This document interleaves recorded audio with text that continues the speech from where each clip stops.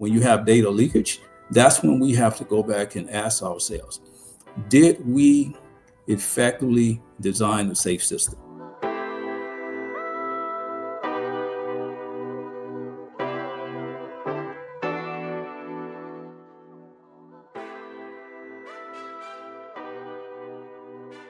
Trustworthy AI, that's a term that's going around over the internet.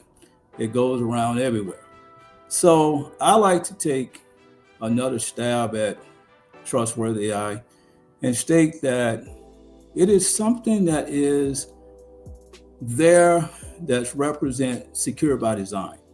Because if an AI platform is securely designed, then we can protect data. We don't have to worry about the compromise of data. Privacy is taken care of. All right. But that starts with designing platforms safe and secure from the start. Some of us have been around the industry ever since like the 1970s, and we have been designing all types of systems. And that same concept we used about 50 years ago in trying to build platforms, it still works with AI platforms as well too, because AI platforms are software based. But at the same time, we have to securely design those platforms so that we don't have any data leakage. When you have data leakage, that's when we have to go back and ask ourselves, did we effectively design a safe system? And it's at most important that secure by design is one of the things that appends over to trustworthy AI. Because if the system is trusted, so that means that it is designed with the end state in mind, which is cybersecurity.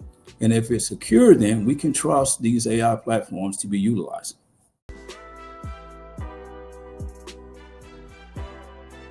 One of the things I've always said is that cyber threats are always escalating.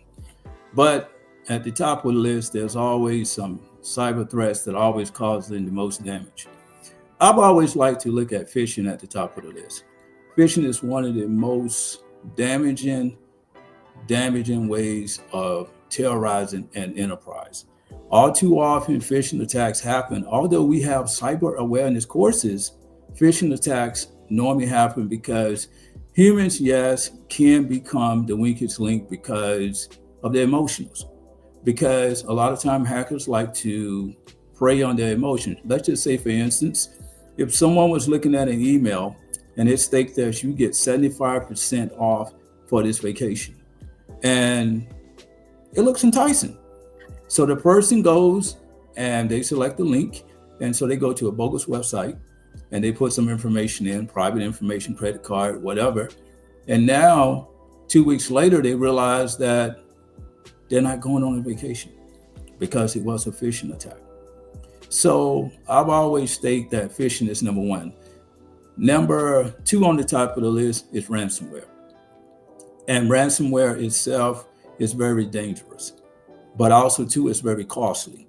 A lot of organizations spend money trying to bring their enterprise back to life after a ransomware attack. So ransomware is very dangerous and it costs a lot for organizations to sustain their operations. But in order for organizations to stay ahead, they're going to have to practice some of the safekeeping things that come with ransomware itself. And that means that you need to have backups in place. You need to have the right software programs in place to identify ransomware. And thirdly, we still need to educate users because we have to do that because users can become the weakest link. The third one that's really on top of my list is that the vendors. Vendors are a risk factor. If you are a corporation and you do business with a third-party organization, you need to understand their security state. Because if their security state is not understandable, well, guess what? You just put yourself in a tight situation. Because third-party vendors that do not follow regulations and do not have a strong cybersecurity program, they're going to pose risk to your organization. See, it's like a set of dominoes. Let's say that we got domino number one, which is a vendor, and they don't practice cybersecurity as they should. So when the dominoes fall, it's going to come back to you as well too. And then the third on the line there is your customers. So it would be a great idea to have a vendor engagement program, making you constantly watch vendors, make sure that vendors follow rules and regulations and policies, and making sure that their cybersecurity programs are effective and successful as well.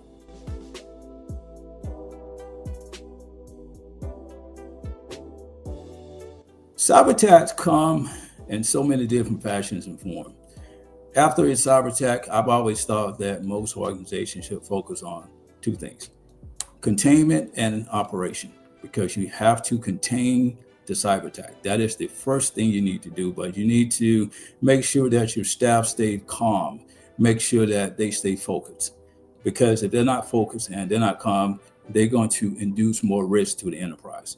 Operation is very important because you want to sustain business operations. So if you have a cyber attack, your job is to try to keep the system as operational as possible. Make sure that you contain the attack so that it does not spread across your enterprise, and also to your customers as well too. So always stay close to containment and operations when it comes to a cyber attack.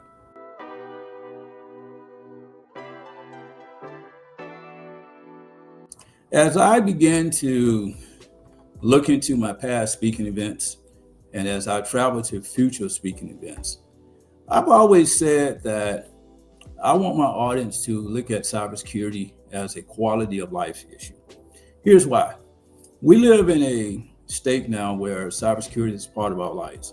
We cannot survive without cybersecurity and technology. So humans have to take it very seriously because it's a quality of life issue. Let's just imagine if, per se, Facebook goes offline.